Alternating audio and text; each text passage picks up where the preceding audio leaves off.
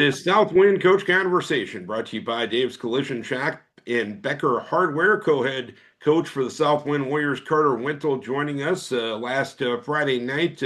One of the top teams in Class A came to Kilmer, knocked you off 40-14. Really, Carter, for three-quarters of that game, it was a pretty close, competitive football game.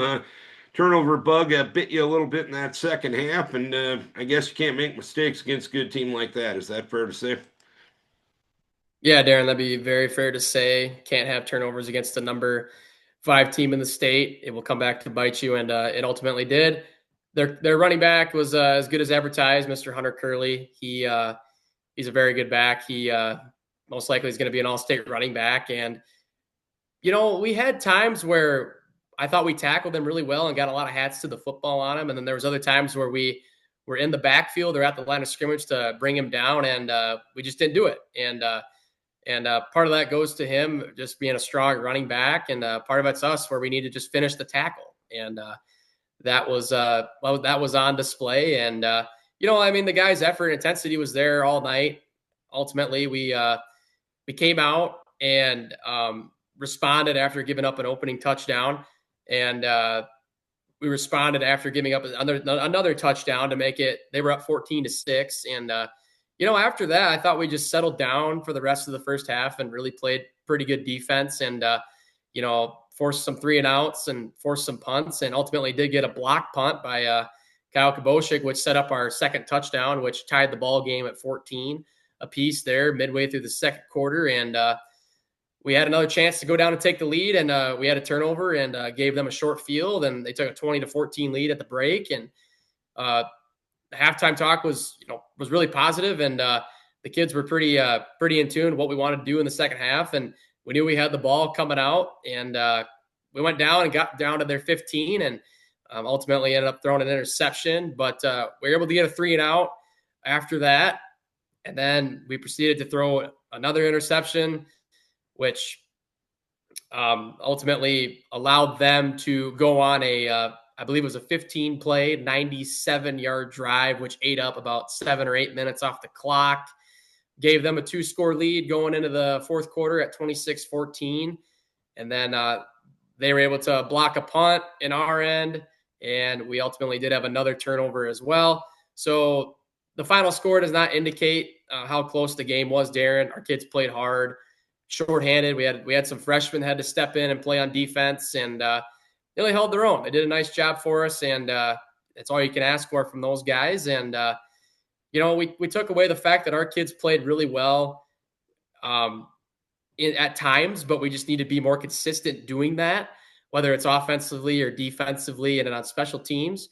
And just got to put together a 4-quarter game, and ultimately we just got to come back and get ready for this next one, which is National Plainfield, a big district game with a lot to play for. And when you talk about some of those freshmen that were playing defensively, I'm going to bring up Sid Hesse. He had 8 tackles, 1 tackle for a loss. I had to kind of do a double take calling the game. I'm like, this kid's a ninth grader. He didn't seem like it playing out there. Definitely a kid that isn't afraid of contact and isn't afraid to put his nose in there and bring down ball carriers. No, Sid's a nice little player for us. He's a good sized kid for a freshman. He asks a lot of questions and is in tune with what we want to do on defense and all other areas of the game. He's on some of our special teams units, so he gets in the game that way. But ultimately, due to an injury, he had to step in, and he didn't miss a beat. He had 8 tackles for the game, like you had said, Darren, and wasn't afraid of the moment, and he did what he could. And I just don't think the moment was too big for him, and he just went out there and played. I mean, that's all we can ask for from him. And we had some other freshmen too, like I mentioned earlier, and they held their own, and they played hard. And it's just ultimately it's a different game when you're a 14-year-old freshman going against 17 and 18-year-old juniors and seniors. But can't fault those guys. Can't fault any of our guys. Our effort was pretty good, and the intensity was up all night, and they just made more plays than we did. Simple as that. And not to underestimate your seniors, Eric Grieve was a big part of your passing game the other night. 6 catches, 108 yards, and 1 touchdown. Granted, Eric brings it night in and night out, but what allowed him to be such a factor in the passing game last Friday? I just think Eric was able to find some soft spots in the zone. He was able to beat some man coverage that they played on him. And Braden threw some really good balls to him, and Eric just went up and high pointed a couple of them, came down with them, made some really great catches. And Eric on the special team side of things too, on kick return, it was able to set us up on some pretty good field position, and that way too. Eric had a nice night on defense too. He had a tackle for loss in the game, and was really good at defending their receivers on the perimeter too. So all in all, I thought Eric played his best game of the year, and was really happy to see him kind of have that breakout game in his senior season. And granted, nobody is happy when the result doesn't go your way, but is it a good message to send to the guys this week that, hey, you know what? For quite a bit of that game, you played toe to toe with one of the top teams in Class A, and if we play that way for the next couple of weeks, we can play at least a ninth football game. Absolutely. We established that, or we established with our guys that, hey, um, we play like this for 4 quarters. Watch out. We can do a lot of great things. There was a lot of good from the film that we pulled, Darren. I thought that our running game ultimately was hindered by our loss of our fullbacks with our I formation. But we had another freshman step in at there, and it was Cade Meyer in the second half, a freshman who was able to hold his own in there and give us some nice lead blocks up the middle and to the edge.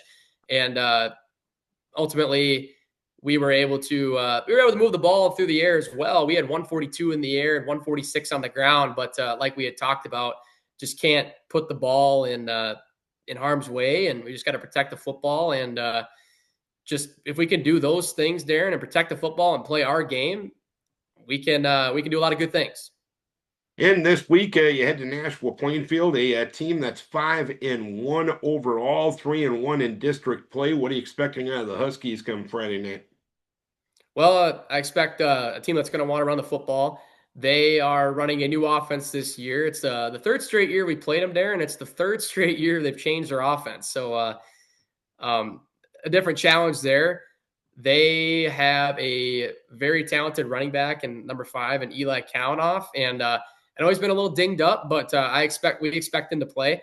And their quarterback is a nice athlete as well. He's dual threat. I think he's got over 400 yards passing and I think over 300 yards on the ground. So a dual threat quarterback. Their offensive line, they got some size up front. Defensively, they're going to fly around and be pretty quick and aggressive. They have just a very well-rounded team, and it's no different in this Class A District 3 like I talked with you in the weeks before, Darren. It's going to be a grind. There's the margin for error in these games is very slim, like we talked about, and whoever blocks and tackles better is going to win the football game. Whoever's going to be better at the fundamentals, like I said, is going to win this football game. We got to hang our hat on what we do. Let's run the football, and we got to be able to protect the football. We've done a really good job through the first 5 weeks of the season, Darren, in protecting the football.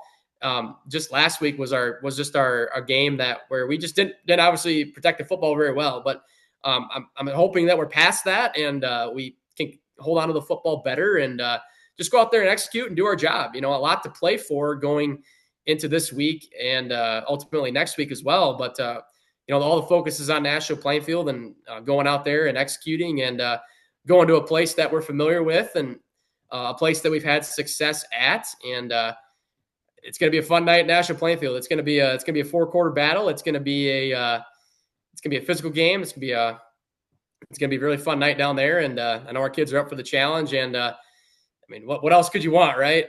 Road warriors going back on the road. We preach that to our guys when we go on the road, and it's going to be a fun night. I can't wait for it. All right. Hopefully, you can build off those positives that you saw against Wapsie Valley last week and turn that result around come Friday night. Coach, keep your kids healthy. We wish you best of luck. All right. Thanks, Darren. Appreciate the coverage. Go Warriors. Carter Wenthold, co-head coach of the Southwind Warriors. This conversation brought to you by Dave's Collision Shop and Becker Hardware.